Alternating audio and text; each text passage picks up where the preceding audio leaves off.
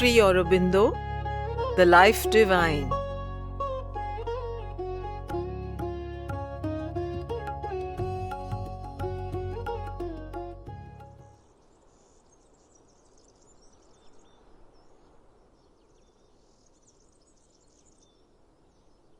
Chapter 2, The Two Negations. 1. The Materialist Denier. He energized conscious force in the austerity of thought and came to the knowledge that matter is the Brahman. For from matter all existences are born. Born, by matter they increase and enter into matter in their passing hence. Then he went to Varuna, his father, and said, Lord, teach me of the Brahman. But he said to him, Energize again the conscious energy in thee, for the energy is Brahman. Taittiriya Upanishad. The affirmation of a divine life upon earth and an immortal sense in mortal existence can have no base unless we recognize not only eternal spirit as the inhabitant of this bodily mansion, the wearer of this mutable robe, but accept matter, of which it is made, as a fit and noble material out of which he weaves constantly his garbs, builds recurrently the unending series of his mansions. Nor is this even enough to guard us against a recoil from life in the body, unless, with the Upanishads, perceiving behind their appearance the identity in essence of these two extreme terms of existence, we are able to say, in the very language of those ancient writings, matter also is Brahman. And to give its full value to the vigorous figure by which the physical universe is described as the external body of the divine being. No, so far divided apparently are these two extreme terms, is that identification convincing to the rational intellect if we refuse to recognize a series of ascending terms: life, mind, supermind, and the grades that link mind to supermind, between spirit and matter. Otherwise, the two must appear as irreconcilable opponents, bound together in an unhappy wedlock, and their divorce the one reasonable solution. To identify them, to represent each in the terms of the other, becomes an artificial creation of thought, opposed to the logic of facts, and possible only by an irrational mysticism. If we assert only pure spirit and a mechanical, unintelligent substance or energy, calling one God or soul and the other nature, the inevitable end will be that we shall either deny God or else turn from nature. For both thought and life, a choice then becomes imperative. Thought comes to deny the one as an illusion of the imagination, or the other as an illusion of the senses. Life comes to fix on the immaterial and flee from itself in a disgust or a self-forgetting ecstasy, or else to deny its own immortality and take its orientation away from God and towards the animal. Purusha and Prakriti, the passively luminous soul of the Sankhyas and their mechanically active energy have nothing in common, not even their opposite modes of inertia. Their antinomies can only be resolved by the cessation of the inertly driven activity into the immutable repose upon which it has been casting in vain the sterile procession of its images.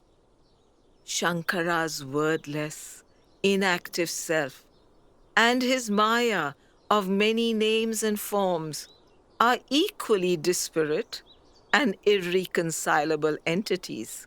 Their rigid antagonism can terminate only by the dissolution of the multitudinous illusion into the sole truth of an eternal silence.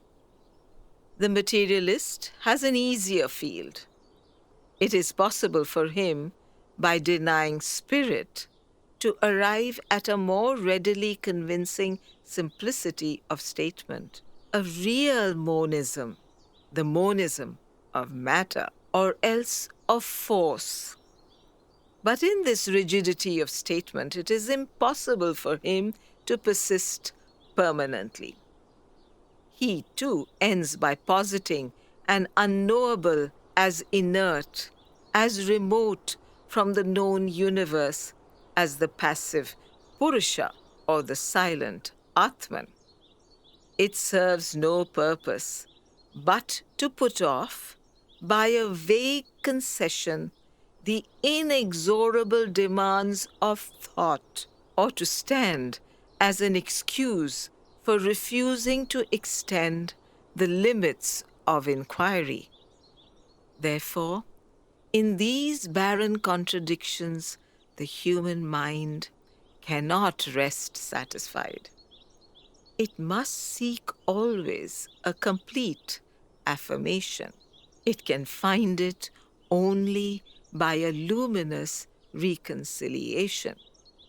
To reach that reconciliation, it must traverse the degrees which our inner consciousness imposes on us, and whether by objective method of analysis applied to life and mind as to matter, or by subjective synthesis and illumination, arrive at the repose of the ultimate unity without denying the energy of the expressive multiplicity.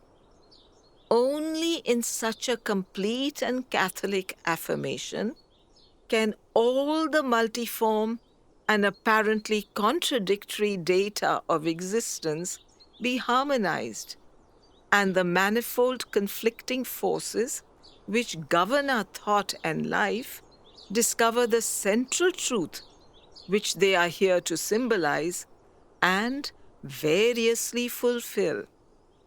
Then only can our thought, having attained a true center, ceasing to wander in circles, work like the Brahman of the Upanishad, fixed and stable even in its play and its worldwide coursing, and our life, knowing its aim, serve it with a serene and settled joy and light, as well as with a rhythmically discursive energy.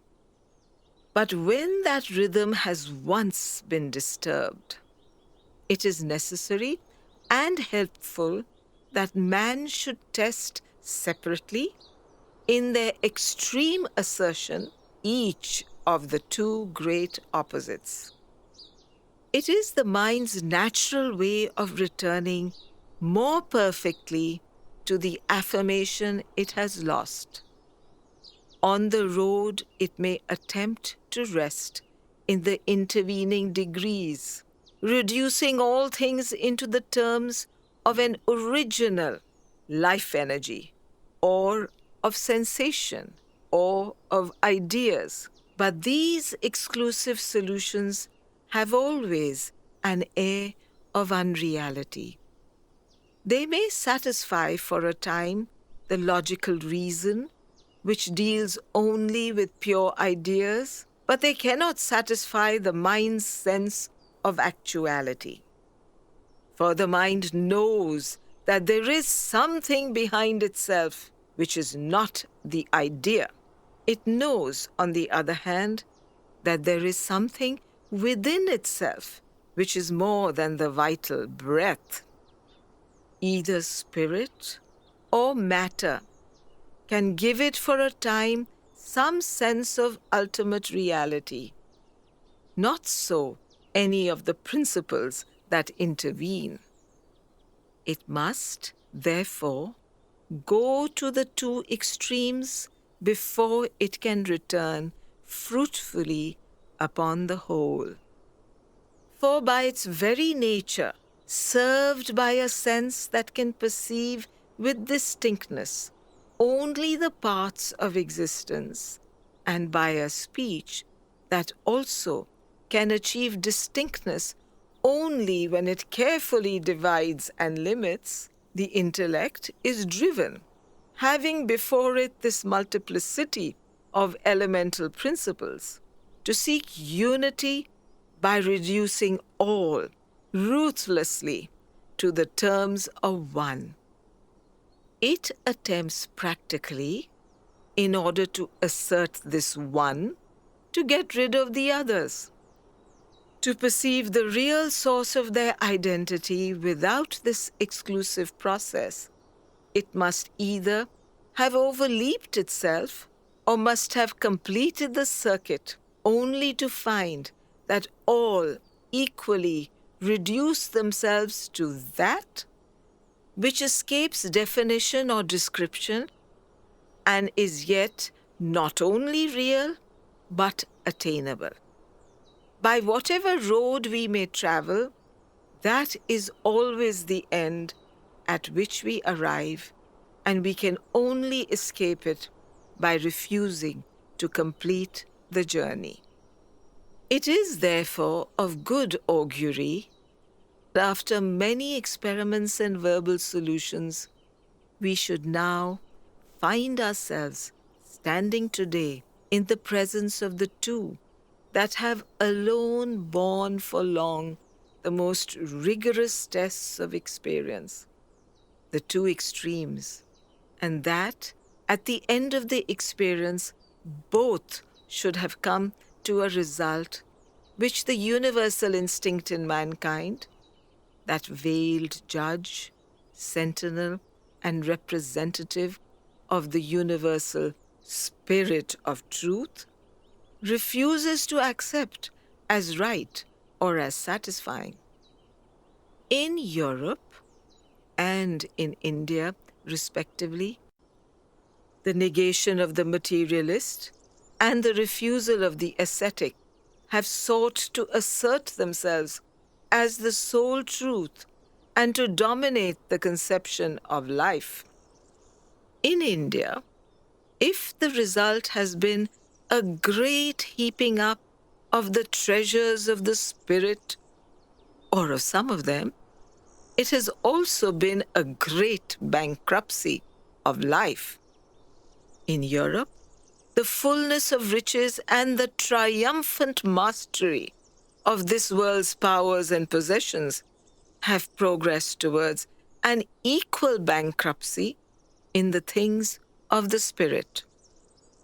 Nor has the intellect, which sought the solution of all problems in the one term of matter, found satisfaction in the answer that it has received. Therefore, the time grows ripe, and the tendency of the world moves towards a new and comprehensive affirmation in thought and in inner and outer experience, and to its corollary, a new and rich self-fulfillment in an integral human existence for the individual and for the race. From the difference in the relations of spirit and matter to the unknowable, which they both represent, there arises also a difference of effectiveness in the material and the spiritual negations. The denial of the materialist, although more insistent and immediately successful, more facile in its appeal to the generality of mankind, is yet less enduring, less effective, finally, than the absorbing and perilous refusal of the ascetic. For it carries within itself its own cure.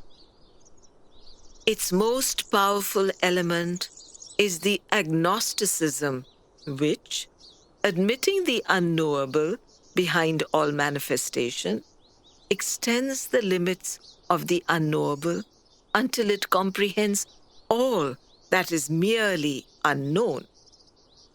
Its premise is that the physical senses are our sole means of knowledge, and that reason, therefore, even in its most extended and vigorous flights, cannot escape beyond their domain. It must deal always and solely with the facts which they provide or suggest, and the suggestions themselves must always be kept tied to their origins. We cannot go beyond. We cannot use them as a bridge leading us into a domain where more powerful and less limited faculties come into play, and another kind of inquiry has to be instituted. A premise so arbitrary pronounces on itself its own sentence of insufficiency. It can only be maintained by ignoring or explaining away all that vast field of evidence and experience which contradicts it, denying or disparaging noble and useful faculties, active consciously or obscurely, or at worst latent in all human beings, and refusing to investigate supraphysical phenomena except as manifested in relation to matter and its movements, and conceived as a subordinate activity of material forces.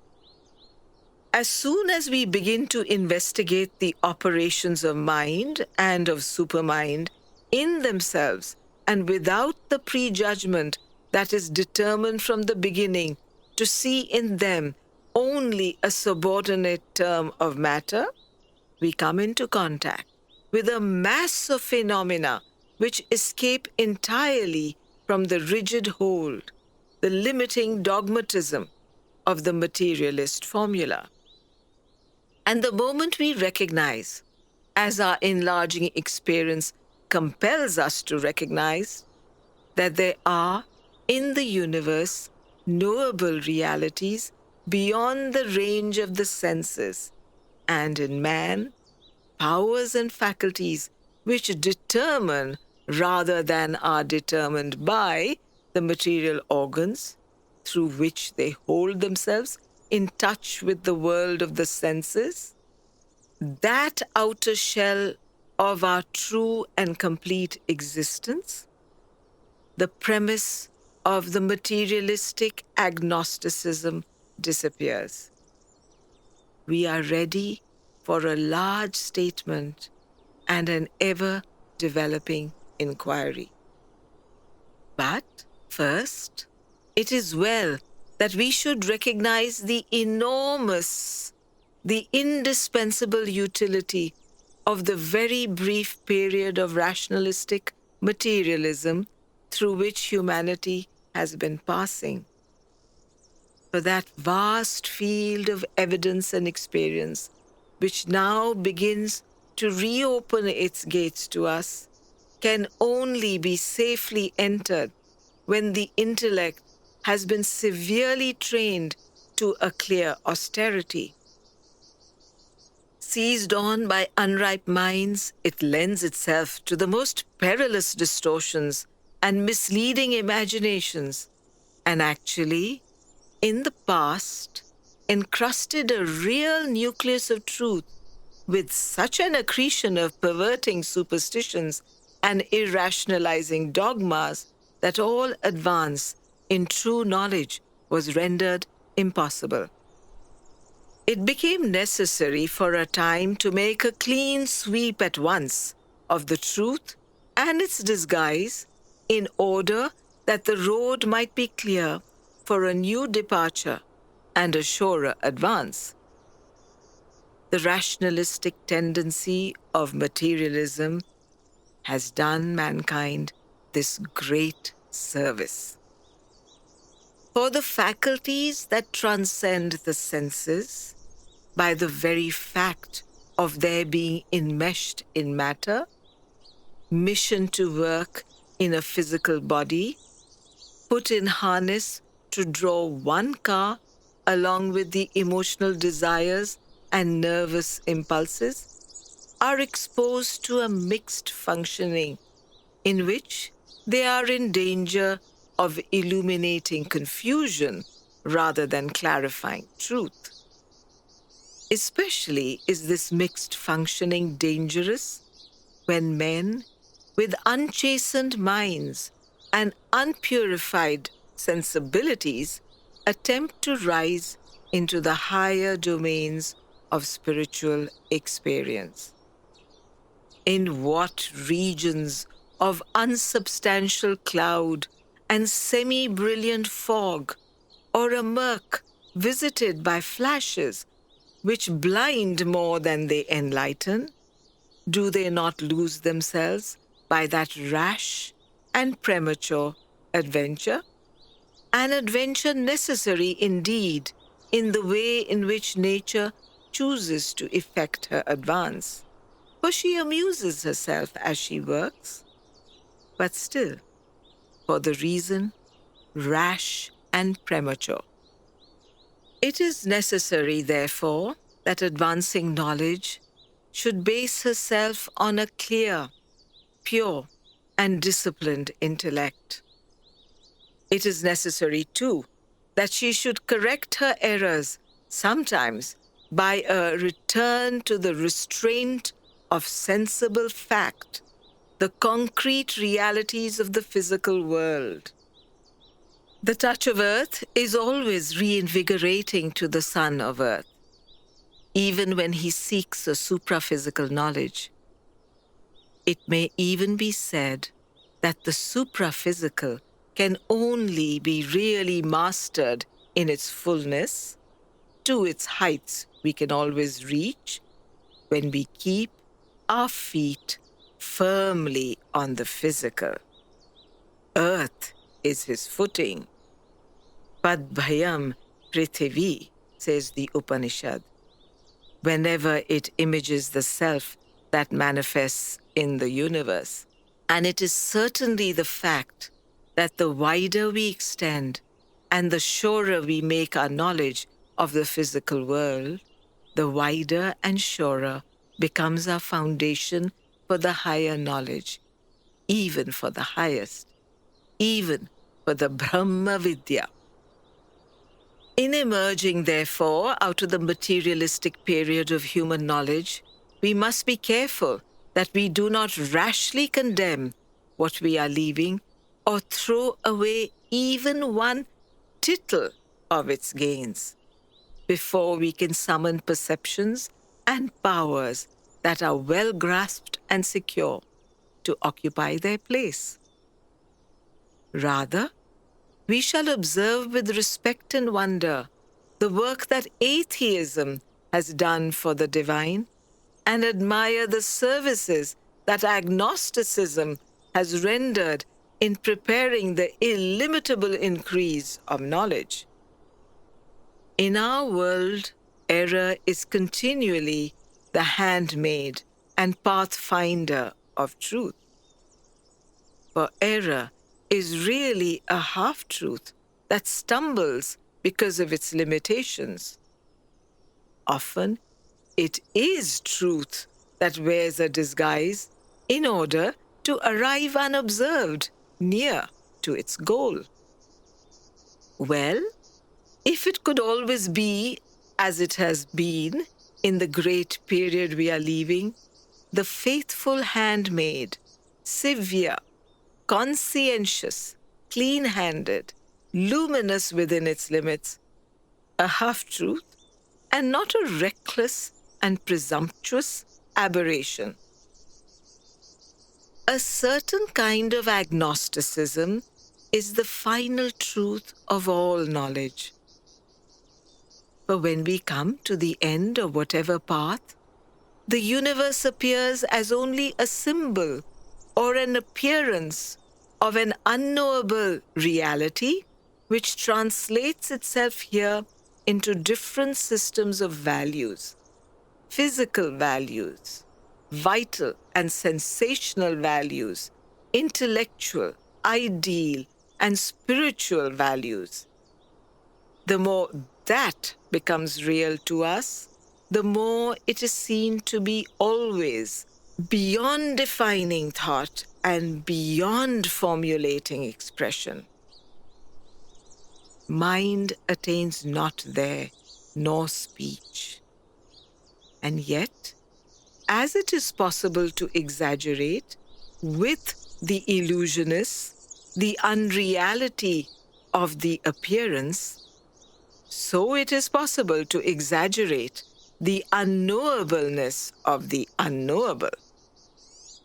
When we speak of it as unknowable, we mean really that it escapes the grasp of our thought and speech, instruments which proceed always by the sense of difference and express by the way of definition.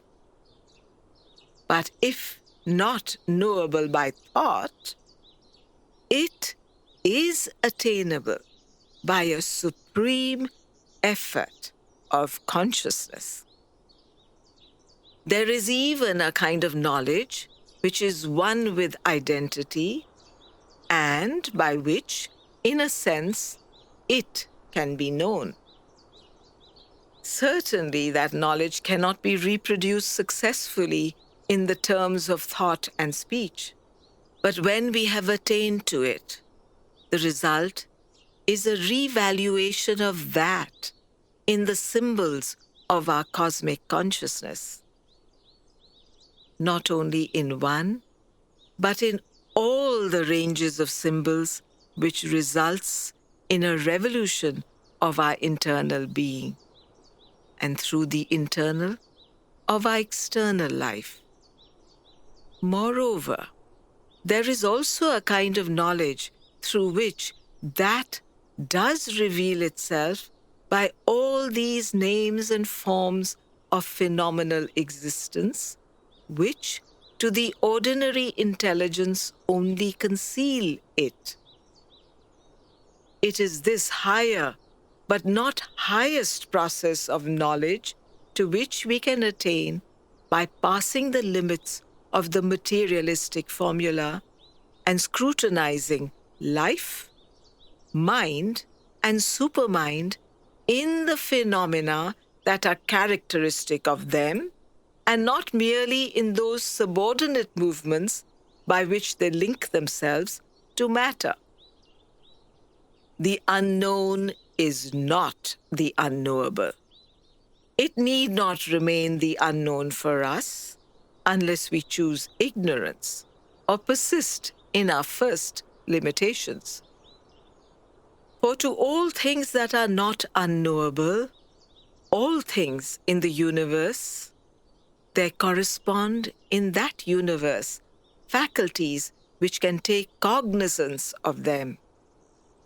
And in man, the microcosm, these faculties are always existent and at a certain stage capable of development. We may choose not to develop them. Where they are partially developed, we may discourage and impose on them a kind of atrophy. But fundamentally, all possible knowledge is knowledge within the power of humanity. And since in man there is the inalienable impulse of nature towards self-realization, no struggle of the intellect to limit the action of our capacities within a determined area can forever prevail. When we have proved matter and realized its secret capacities, the very knowledge which has found its convenience in that temporary limitation must cry to us, like the Vedic restrainers, forth now and push forward also in other fields. If modern materialism was simply an unintelligent acquiescence in the material life, the advance might be indefinitely delayed. But since its very soul is the search for knowledge, it will be unable to cry a halt. As it reaches the barriers of sense knowledge and of reasoning from sense knowledge, its very rush will carry it beyond, and the rapidity and sureness with which it has embraced the visible universe is only an earnest of the energy and success which we may hope to see repeated in the conquest of what lies beyond. Once the stride is taken that crosses the barrier, we see already that advance in its obscure beginnings. Not only in the one final conception, but in the great line of its general results, knowledge, by whatever path it is followed, tends to become one. Nothing can be more remarkable and suggestive than the extent to which modern science confirms in the domain of matter the conceptions and even the very formulae of language which were arrived at by a very different method in the Vedanta. The original Vedanta, not of the schools of metaphysical philosophy, but of the Upanishads.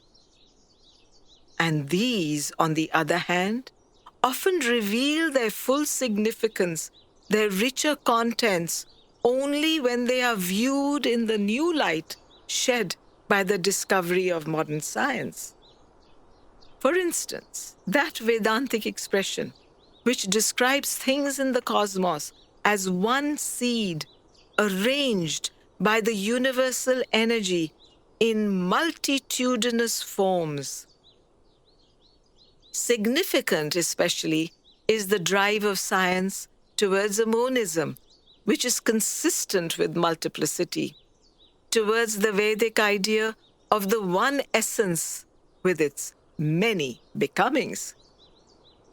Even if the dualistic appearance of matter and force be insisted on, it does not really stand in the way of this monism.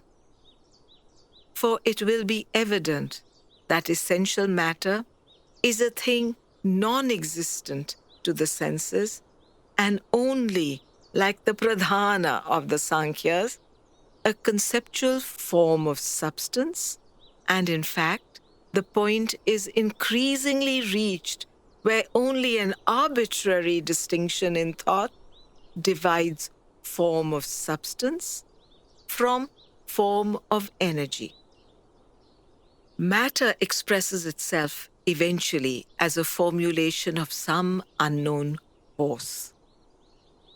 Life, too, that yet unfathomed mystery, begins to reveal itself as an obscure energy of sensibility imprisoned in its material formulation. And when the dividing ignorance is cured, which gives us the sense of a gulf between life and matter, it is difficult to suppose that mind, life, and matter will be found to be anything else than one energy, triply formulated, the triple world of the Vedic seers. Nor will the conception then be able to endure of a brute material force as the mother of mind. The energy that creates the world can be nothing else than a will, and will is only consciousness applying itself to a work and a result.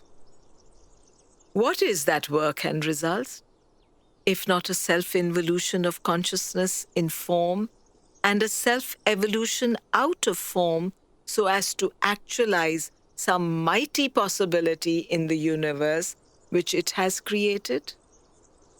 And what is its will in man, if not a will to unending life, to unbounded knowledge, to unfettered power? Science itself begins to dream of the physical conquest of death, expresses an insatiable thirst for knowledge, is working out something like a terrestrial omnipotence for humanity.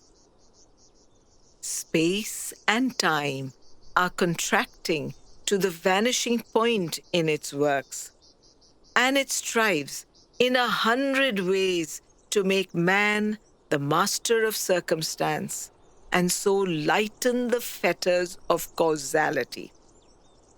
The idea of limit, of the impossible, begins to grow a little shadowy, and it appears instead that whatever man constantly wills, he must, in the end, be able to do.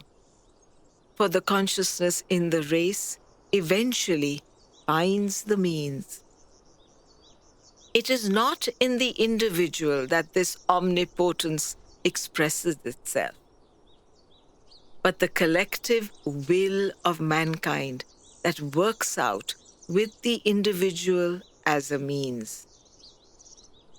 And yet, when we look more deeply, it is not any conscious will of the collectivity, but a superconscious might that uses the individual as a center and means the collectivity as a condition and field. What is this but the God in man, the infinite identity, the multitudinous unity, the omniscient, the omnipotent, who having made man in his own image, with the ego as a center of working, with the race, the collective Narayana, the Vishwamanava, the universal man, as the mold and circumscription, seeks to express in them some image of the unity, omniscience, omnipotence, which are the self-conception of the divine? But there is always a limit and an encumbrance. The limit of the material field in the knowledge, the encumbrance of the material machinery in the power. But here also the latest trend is highly significant of a freer future. As the outposts of scientific knowledge come more and more to be set on the borders that divide the material from the immaterial, so also the highest achievements of practical science are those which tend to simplify and reduce to the vanishing point the machinery by which the greatest effects are produced. Wireless telegraphy is nature's exterior sign and pretext for a new orientation. The sensible physical means for the intermediate transmission of the physical force is removed. It is only preserved at the points of impulsion and reception. Eventually, even these must disappear, for when the laws and forces of the supraphysical are studied, with the right starting point, the means will infallibly be found for mind directly to seize on the physical energy and speed it accurately upon its errand. There, once we bring ourselves to recognize it, lie the gates that open upon the enormous vistas of the future. Yet, even if we had full knowledge and control of the worlds immediately above matter, there would still be a limitation and still a beyond. The last knot of our bondage is at that point where the external draws into oneness with the internal. The machinery of ego itself becomes subtilized to the vanishing point, and the law of our action is at last unity, embracing and possessing multiplicity, and no longer as now, multiplicity struggling towards some figure of unity. There is the central throne of cosmic knowledge, looking out on her widest dominion. There, the empire of oneself with the empire of one's world. Swarajya, Samrajya. There, the life in the eternally consummate being, Salokya Mukti, and the realization of his divine nature, Sadharmya Mukti, in our human existence.